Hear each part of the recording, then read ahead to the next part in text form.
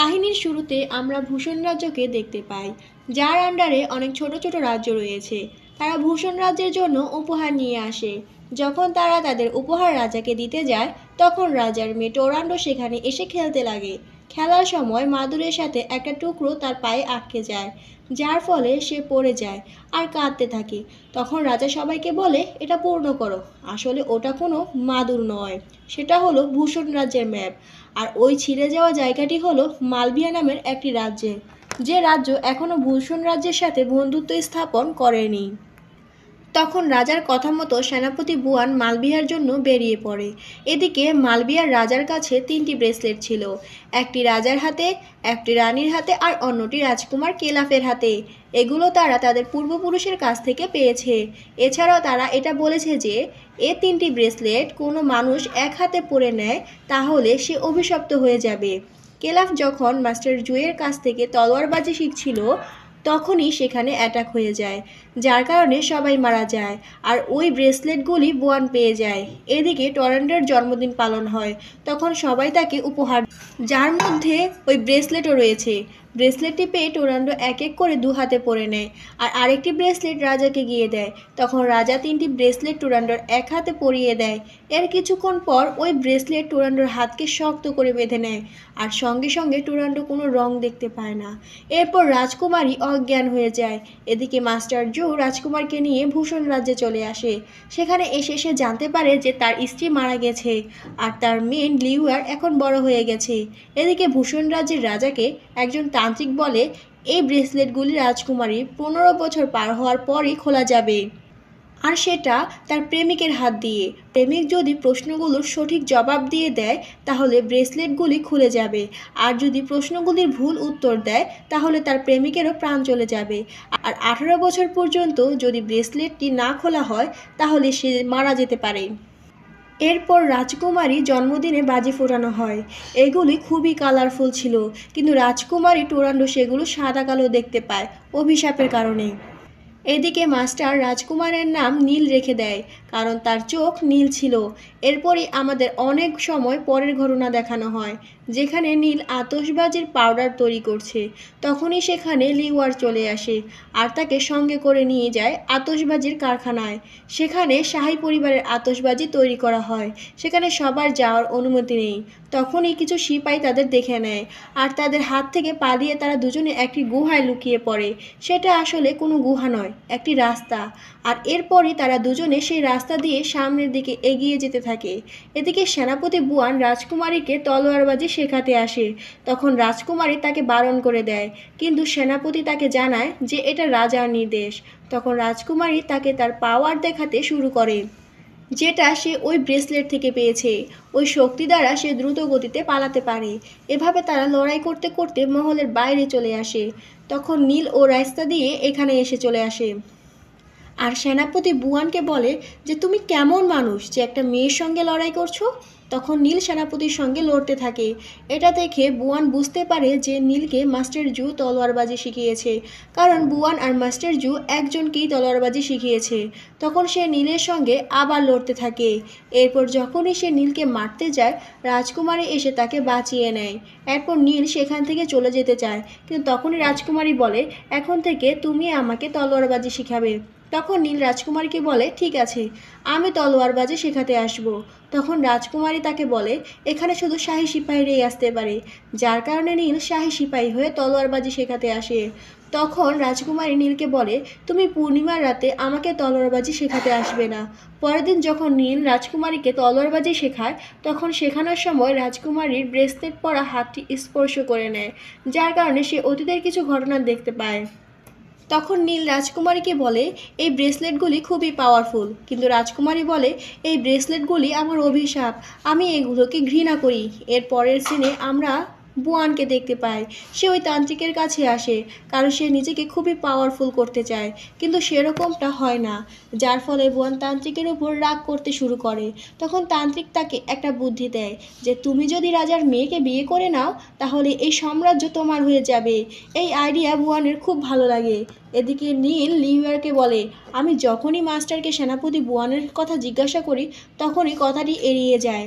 তখন লিওয়ার বলে, আমি আমার পিতার মুখ থেকে শুনেছি যে বুয়ান খুবই খারাপ মানুষ, তুমি তার কাছ থেকে দূরেই থেকো। এমনকি পিতাজি এটাও চায় না যে তুমি মহলে যাও। এটা শোনার পরেও সে মহলে চলে যায়। আর ওই রাত্রি ছিল পূর্ণিমার রাত। তখন সে রাজকুমারীকে বাঁধা অবস্থায় দেখতে পায়। তখন সে মনে করে কেউ হয়তো রাজকুমারীকে বেঁধে রেখেছে, তাই সে বাঁধন খুলতে থাকে। যদিও রাজকুমারী তাকে বাঁধন খুলতে নিষেধ করেছে। যখন সে মুক্ত হয়ে যায় তখন তার উপর ব্রেসলেটের অভিশাপ বশ করে নেয় আর নীলকে মারতে লাগে। কিন্তু সে নিজেকে কোনোভাবে কন্ট্রোল করে নীলকে বলে যে তুমি এখান থেকে চলে যাও আর কখনো ফিরে এসো না। এরপর নীল সেখান থেকে চলে যায়। পরের দিন একটি রাজকুমারী টুরান্ডোকে দেখতে আসে। রাজা এই খবরটা রাজকুমারীকে দেয়। তখন রাজকুমারী বলে আমার কারণে তার ভাইয়ের মৃত্যু হয়েছে, তাহলে সে কিভাবে আবার আমাকে দেখতে আসতে পারে। এদিকে আমরা নীল আর লিওয়ারকে দেখতে পাই। আর তখনই আমরা জানতে পারি লিওয়ার নীলকে মনে মনে পছন্দ করে। এমনকি লিওয়ার চুরি করতেও ভালোবাসে, যার কারণে সে তার বন্ধুদের সাথে মিলে রাজকুমারের ছুরি ও কিছু টাকা চুরি করে নেয়। যার কারণে রাজকুমার ও তার কিছু সেপাহী তাদের পিছু করতে থাকে, যার কারণে বাজারে হইচই শুরু হয়ে যায়। এরই মধ্যে একটি বাঁশের তৈরি খাঁচা রাজকুমারের উপর পড়তেই যায়, তখনই সেখানে নীল এসে তাকে বাঁচিয়ে নেয়। এরপর নীল লিওয়ার কাছ থেকে রাজকুমারের ছুরি ও টাকা নিয়ে তাকে ফেরত দিয়ে দেয়। এটা দেখে রাজকুমার খুবই খুশি হয় আর নীলকে তার ভাইয়ের মতো দেখতে শুরু করে। এরপর রাজকুমার রাজকুমারীকে দেখতে যায়। রাজকুমারীর মুখ ঢাকা থাকে। তখন রাজকুমার রাজকুমারীকে মুখ দেখাতে বলে। এরপর সে আস্তে আস্তে রাজকুমারীর কাছে গিয়ে তাকে অ্যাটাক করে দেয়, কিন্তু রাজকুমারী তার পাওয়ার দিয়ে নিজেকে বাঁচিয়ে নেয় আর রাজকুমারকে বেঁধে দেয়। আসলে রাজকুমার রাজকুমারীকে দেখতে আসেনি, সে তার ভাইয়ের মৃত্যুর প্রতিশোধ নিতে এসেছে। এরপর রাজকুমারকে রাজার সামনে নিয়ে আসা হয়। তখন রাজা তাকে বলে আমি তোমাকে 3টি প্রশ্ন করব, আর তুমি যদি ওই 3টি প্রশ্নের সঠিক উত্তর দাও তাহলে আমি তোমাকে ছেড়ে দেব। তখন রাজকুমার বলে তুমি যদি আমাকে মারতে চাও তাহলে মেরে ফেলতে পারো। এরপর রাজকুমারী টুরান্ডোর ব্রেসলেটের রিফ্লেকশন নীলের মুখে পড়ে, যার ফলে তার অতীতের কিছু কথা মনে পড়ে যায়। তখন সে বলে আমি ওই 3টি প্রশ্নের উত্তর দিয়ে দেব। তখন সবাই তাকে জিজ্ঞেস করে তুমি এটা কেন করছো। তখন নীল সবাইকে জানায় রাজকুমার আমাকে ভাই মনে করেছে, তাই আমি আমার ভাইকে বাঁচানোর জন্য ওই 3টি প্রশ্নের উত্তর দেব। এরপর সবাই তার কথা মেনে নেয়। যখন রাজা বলে তোমার প্রশ্নের উত্তর যদি একটাও ভুল হয় তাহলে তোমাকে মরতে হবে, এরপরও সে রাজি হয়ে যায়। এরপর তাকে এক জায়গায় বসানো হয় আর রাজকুমারী তার সামনে গিয়ে প্রশ্ন করা শুরু করে। প্রথম প্রশ্ন জিজ্ঞাসা করে যে এমন কোন জিনিস আছে যেটি তখনই বাঁচে যখন কোনো কিছু বাঁচে না। তখন নীল চোখ বন্ধ করে আর অতীতে সে দৃশ্য দেখতে পায়। সেখানে তার মা তার পিতাকে 3টি ব্রেসলেট পরে নিতে বলে, কিন্তু সে বারণ করে দেয়। তারপরে তাকে জোর জবরদস্তি করে এই 3টি ব্রেসলেট পরিয়ে দেওয়া হয়, যার ফলে তার মধ্যে ভয়ঙ্কর পাওয়ার চলে আসে আর খুবই খারাপভাবে সিপাহীদের মারতে লাগে। আর এই দৃশ্য দেখতে দেখতে নীলের সময় শেষ হয়ে যায়। তখন তাকে ফুটন্ত তেলে ফেলতে যায়। তখন সে আবার চোখ বন্ধ করে আর তার মাকে দেখতে পায়। তার মা তাকে বলে যে তুমি মাস্টার জুয়ের সাথে চলে যাও, কারণ তুমি আমাদের শেষ আশা। এরপরই নীল সঙ্গে সঙ্গে বলে ওই উত্তর হলো আশা। এই কথা বলা মাত্রই টুরান্ডোর হাত থেকে একটি ব্রেসলেট ভেঙে পড়ে যায়। টুরান্ডো মহলের ওপরে ছিল, যার কারণে এই কথাটি কেউ শুনতে পারে না আর নীলকে ফুটন্ত তেলে ফেলে দেওয়া হয়, কিন্তু মাস্টার নীলকে বাঁচিয়ে নেয়। টুরান্ডো তখনই আকাশে আতশবাজি ফাটিয়ে সবাইকে জানিয়ে দেয় যে প্রশ্নের উত্তরটি সঠিক ছিল। রাজাকে ওই ব্রেসলেটের ভাঙা টুকরো দেখানো হয়, যা থেকে রাজা খুবই খুশি হয়। তখন রাজা বলে ওই ছেলেটি যদি 3টি প্রশ্নের সঠিক উত্তর দিয়ে দেয় তাহলে সে যেই হোক না কেন তার সাথে রাজকুমারীর বিয়ে দিয়ে দেবে। এই কথা শুনে বুয়ান খুবই রেগে যায় আর সে ব্রেসলেটের একটা টুকরো চুরি করে নেয়। আর সে তার একজন লোককে বলে যে কাল নীল যতই সঠিক উত্তর দেখ না কেন আতশবাজি যেন না ফাটে। পরের দিন তাকে আবারও প্রশ্ন জিজ্ঞাসা করা হয়। তখন সে আবারও চোখ বন্ধ করে অতীতের দৃশ্য দেখতে থাকে। সেখানে তার পিতা বুয়ানের লোকদের মারার পরেও নিজের লোকদের মারতে থাকে। ব্রেসলেটের অভিশাপ তাকে এতটাই বশ করে নেয় যে কোনটা নিজের লোক আর কোনটা শত্রু সে বুঝতেই পারে না। নীলের মা তাকে মাস্টারের সঙ্গে পাঠিয়ে দেয়। এরপর তার পিতা তার মাকেও হত্যা করে। এরই মধ্যে তার সময় শেষ হয়ে যায় আর নীলকে হাজারটি টুকরো করার মাধ্যমে মারার নির্দেশ করে দেয়। ফলে সে আবারও চোখ বন্ধ করে। তখন সে দেখে তার পিতা তার মাকে মরার পরে সে নিজেকেও মেরে ফেলে। চারদিকে রক্ত আর রক্ত। এই দৃশ্য দেখার পরে সে বলে যে উত্তরটি হবে রক্ত। আর এটা বলার সাথে সাথে রাজকুমারীর হাত থেকে আরেকটি ব্রেসলেট ভেঙে পড়ে যায়। তখন সে আতশবাজি করার চেষ্টা করে, কিন্তু কিছু লোক তাকে আতশবাজি করতে দেয় না, সব আতশবাজিকে আটকে দেয়। এরপর বুয়ান নীলকে মেরে দিতে বলে, কিন্তু মাস্টার বলে যে না, নীল সঠিক উত্তর দিয়েছে, হয়তো বৃষ্টির কারণে আতশবাজি হচ্ছে না। এই একথা শোনার পরও বুয়ান থামে না, আর তাদের মধ্যে লড়াই শুরু হয়ে যায়। কিন্তু মাস্টারের কাছে বুয়ান টিকতে পারে না। তখন বুয়ানের লোক আর বুয়ান লিওয়ারকে ধরে ফেলে। তখন নীল বলে, তোমরা লিওয়ার কিছু করো না, যদি চাও তাহলে আমাকে মেরে ফেলো। তখন বুয়ান নীলকে লক্ষ্য করে তার দিকে তলোয়ার ছুঁড়ে মারে, কিন্তু তখনই রাজকুমারী এসে নীলকে বাঁচিয়ে নেয় আর সবার সামনে ঘোষণা করে যে নীল সঠিক উত্তর দিয়েছে। এরপর মাস্টার নীলকে নিয়ে তার বাড়িতে যায় এবং নীলের আঘাতপ্রাপ্ত জায়গায় ওষুধ লাগিয়ে দেয়। তখন মাস্টার নীলকে বলে, আসলে তোমার নাম হচ্ছে কেলাভ। তখন নীল মাস্টারকে বলে যে এতদিন আপনি কেন এসব আমার কাছ থেকে লুকিয়েছেন। এদিকে বুয়ান দ্বিতীয় ব্রেসলেটের টুকরোও চুরি করে নেয় আর তাদের সিপাহীকে বলে যে তোমরা যে কোনোভাবে হোক না কেন নীলকে মেরে ফেলো। এরপরে নীল আর লিওয়ার ভূষণ রাজ্য ছেড়ে চলে যেতে থাকে, কিন্তু তখনই বুয়ানের লোক এসে তাদের ওপর অ্যাটাক করে দেয়। কিন্তু তখনই রাজকুমারী এসে বুয়ানের লোকদের মেরে তাড়িয়ে দেয়।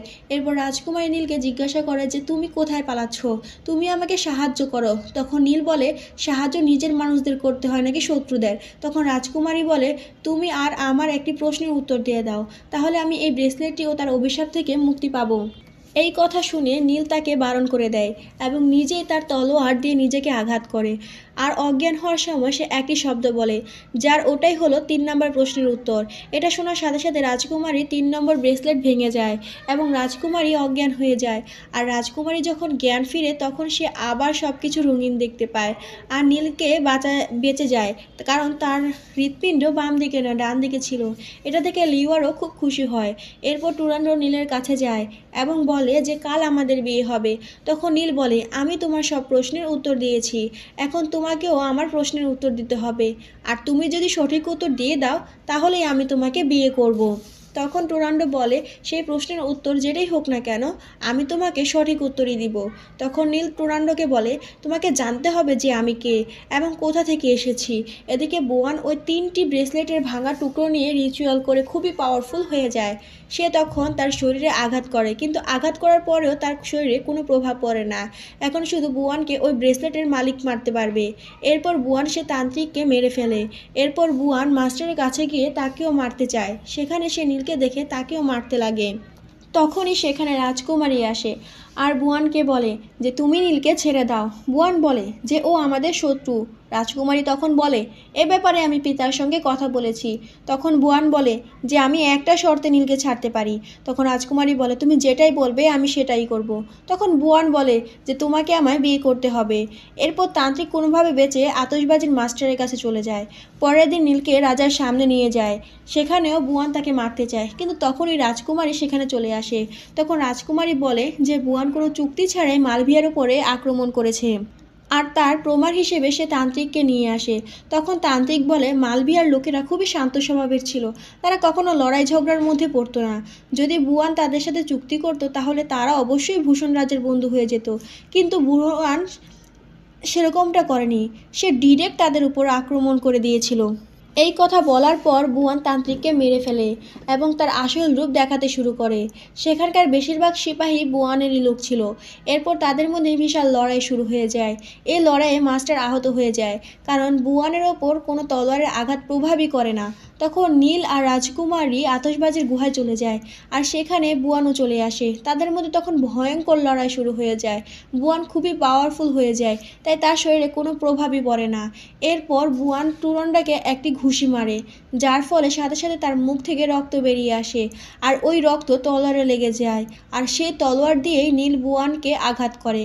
বুয়ানের শরীরে যে জায়গায় টুরান্ডোর রক্ত লাগে সেখানে তার পাওয়ার কাজ করে না, যার ফলে তার শরীর ধ্বংস হয়ে যায়, কারণ ওই ব্রেসলেটগুলোর মালিক হচ্ছে টুরান্ডো।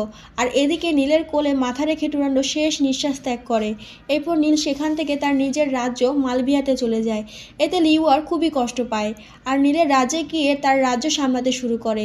সেখানে সে সবাইকে আতশবাজি শেখাতে থাকে। আর এরই মধ্যে এই মুভিটি শেষ হয়ে যায়।